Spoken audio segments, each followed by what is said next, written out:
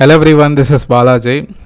மார்க்கெட்டை பொறுத்த வரைக்கும் ஒரு வாரம் ஃபுல்லாக விழுந்துகிட்டே இருந்ததுன்னு வச்சிங்களேன், அந்த வாரம் முடிவில் கொஞ்சம் ரெக்கவரி ஆகி முடியும். இல்லை அந்த வாரம் ஃபுல்லாக ஏறிட்டே இருந்தாலும் அதுக்கு ஆப்போசிட்டாக ப்ராஃபிட் புக்கிங் பண்ணி முடியும். இது எழுதப்படாத விதி ப்ரைஸ் ஆக்ஷன் பொறுத்த வரைக்கும் மார்க்கெட்டில். ஸோ ஃப்ரைடே கேப் டவுன் ஆகி ரெக்கவரி ஆகி முடிஞ்சிருக்கு. இது அடுத்த கட்டத்துக்கு எப்படி போகும், இங்கேருந்து மார்க்கெட் பவுன்ஸ் ஆகுமா, நாளைக்கு மார்க்கெட் எப்படி ஓப்பன் ஆகும், இதெல்லாம் இந்த வீடியோவில் டிஸ்கஸ் பண்ணலாம். இப்போ இருக்க நிலைமை பார்த்திங்கன்னா நாளைக்கு ஒரு மாதிரி ஃப்ளாட் நெகட்டிவ்ன்ற மாதிரி தான் கிஃப்ட் நிஃப்டி இண்டிகேட் பண்ணுது. அதாவது யூஎஸ் மார்க்கெட்லாம் அன்றைக்கி பாசிட்டிவாக தான் முடிஞ்சுது ஃப்ரைடே. பட் நம்ம இந்தியன் மார்க்கெட்டில் ஒரு பெரிய ஒரு சேஞ்சஸ் தெரியல. ஆனால் என்னென்னா அந்த 23,800 பக்கத்தில் தான் ஊசல் ஆடிட்டுருக்கு ப்ரைஸ். ஸோ அன்றைக்கி விழுந்தாலும் நான் ஃபீச்சர்ஸ் சொல்கிறேன். இது gift Nifty features. Nifty features ஒரு 100-150 பாயிண்ட் டிஸ்கவுண்ட்டில் தான் இருக்கும். ஓகேவா, ஸ்பாட் இன்னும் அது கிராஸ் ஆகலை. பட் இப்போ இருக்க நிலைமை பார்த்தா எக்ஸ்பெக்டட் ஒரு ஃப்ளாட் நெகட்டிவ் அப்படின்ற மாதிரி. ஆனால் ஒரு விஷயம் நீங்கள் நோட் பண்ணிங்கன்னா தெரியும், என்னதான் செல்லிங் வந்தாலும் அந்த செல்லிங்கோட அந்த வீரியம் கம்மியாக இருக்குன்றதை நீங்கள் ஃபீல் பண்ணுவீங்க. போன மாதம் ஸ்டார்டிங்லலாம் எப்படி இருந்தது மார்க்கெட்டு, இந்த வார் டென்ஷன், இந்த ட்ரம்ப்போட அந்த விஷயங்கள், நியூஸு, ட்வீட் பண்ணுறது, இதெல்லாம் வச்சு மார்க்கெட் ரியாக்ட் பண்ணிட்டு இருந்தது, பேனிக் மோடில் இருந்தது. ஆனால் இப்போ செல்லிங் வருது, ஆனால் அது பேனிக் மோடில் இல்லைன்றது எல்லாருமே அக்செப்ட் பண்ணிக்கணும். அது நீங்கள் ஃபீல் பண்ணியிருப்பீங்க நம்புகிறேன்.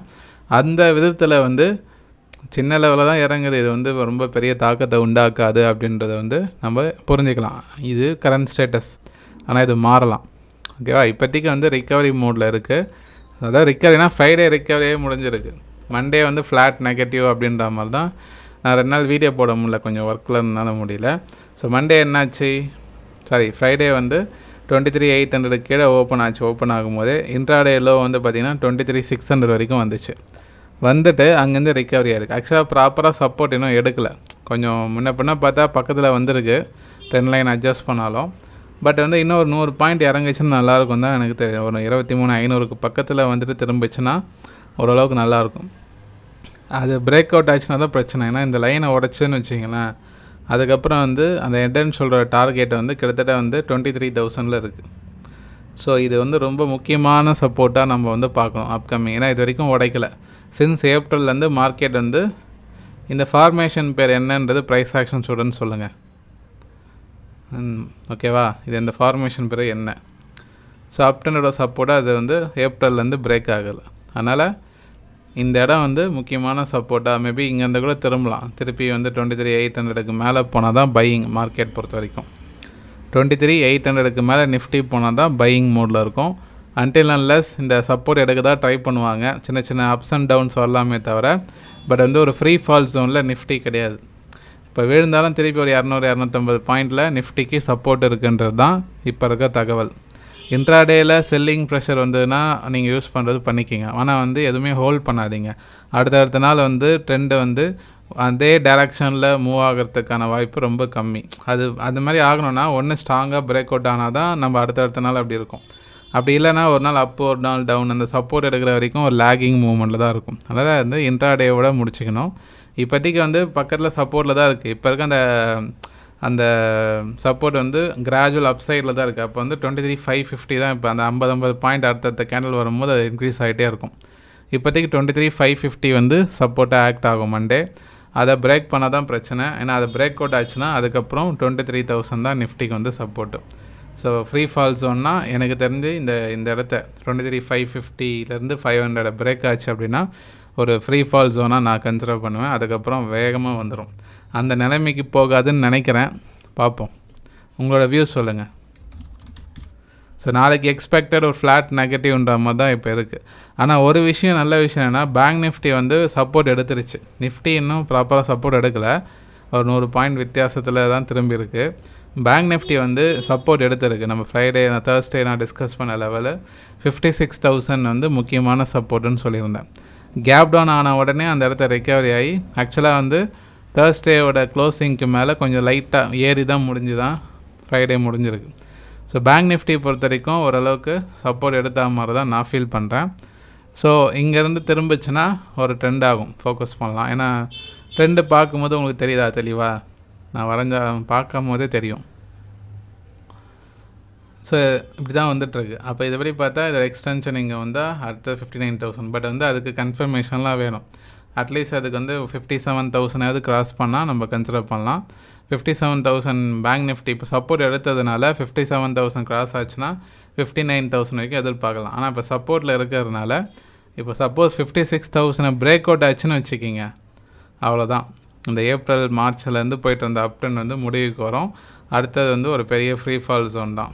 ஸோ இப்போதைக்கு ஒரு சின்ன ப்ராஃபிட் புக்கிங் ஓவர் என்னை பொறுத்த வரைக்கும்.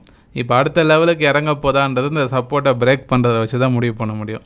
ஸோ 56,000 ரொம்ப இம்பார்ட்டன்ட் சப்போர்ட்டாக நான் பார்க்குறேன் பேங்க் நிஃப்டிக்கு. அதுக்கேற்ற மாதிரி பிளான் பண்ணிக்கிங்க.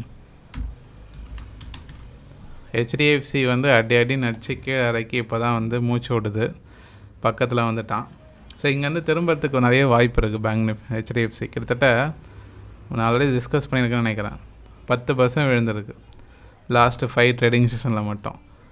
இது வந்து பெரிய லெவலில் நம்ம மார்க்கெட்டை வந்து அந்த இன்ட்ராடேயில் இம்பேக்ட் பண்ணுது. கிட்டத்தட்ட சப்போர்ட் பக்கத்தில் வந்துருச்சு. இந்த 730 532லாம் சப்போர்ட் இந்த ஏரியாவில்.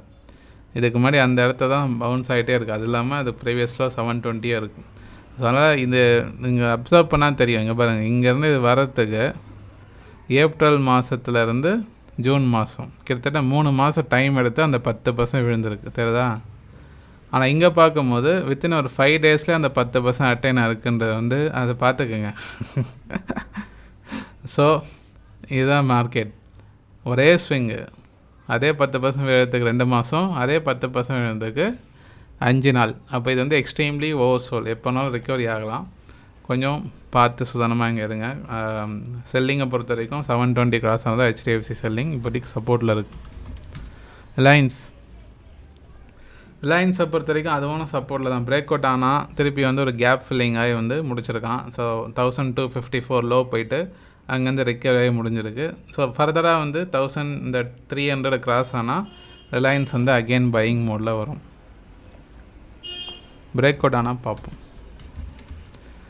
இந்த Kalyan jewellers profit booking start ஆகிடுச்சு. நான் ஏற்கனவே சொல்லியிருந்தேன், விழ ஆரம்பிச்சிருச்சு. அது வந்து ஸ்பெக்குலேஷன் தான். ஒரு 10-15 நாளில் 50% ஏறுதுன்றது வந்து எக்ஸ்ட்ராடினரி பையிங்.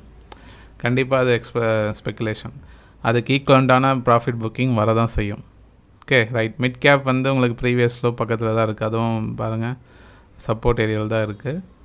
ப்ரீவியஸ் லோ ஒன்றும் உடைக்கல.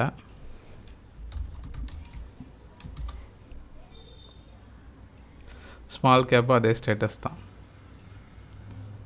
ஸோ ஃப்ரைடே வந்து ஒரு மீனிங்ஃபுல்லான ஒரு ரெக்கவரி வந்திருக்கு சப்போர்ட் எடுத்து. அந்த விதத்தில் வந்து ஓகே. ஃப்ரைடே மட்டும் திருப்பியும் செல்லிங்கில் முடிஞ்சதுன்னு வச்சுக்கிங்களேன், இது இப்போ அப்கமிங் டேஸில் ரொம்ப பெரிய லெவலில் பேனிக் இருக்கும். அதனால் அந்த விதத்தில் வந்து இப்போதைக்கு வந்து ஒரு செட்டில் ஆகிற மூமெண்ட் தான் தெரியுது. Okay right. ஸோ இப்போ இருக்க நிலைமைப்படி பார்த்தா மார்க்கெட் நாளைக்கு ஒரு ஃப்ளாட் நெகட்டிவ். ஸோ முக்கியமான சப்போர்ட் வந்து 23,550 to 500. அப்பர் எண்டில் 23,800. இதுதான் வந்து ரெசிஸ்டன்ஸ் சப்போர்ட்டாக வந்து அப்கமிங் டேஸில் ஆக்ட் ஆகும். Okay right. ஸோ பார்ப்போம், நீங்கள் என்ன நினைக்கிறீங்கன்னு கமெண்ட் பண்ணுங்கள். நிறைய பேர் பார்க்குறீங்க, லைக் பண்ணுங்கள். நிறைய பேருக்கு இந்த வீடியோ ஷேர் பண்ணுங்கள். டிஎன்ஏ டெலகிராம் குரூப் இருக்குது, டிஸ்கிரிப்ஷன் லிங்க் இருக்குது, செக் பண்ணி ஜாயின் பண்ணிக்கிங்க. மிக்க நன்றி நண்பர்களே.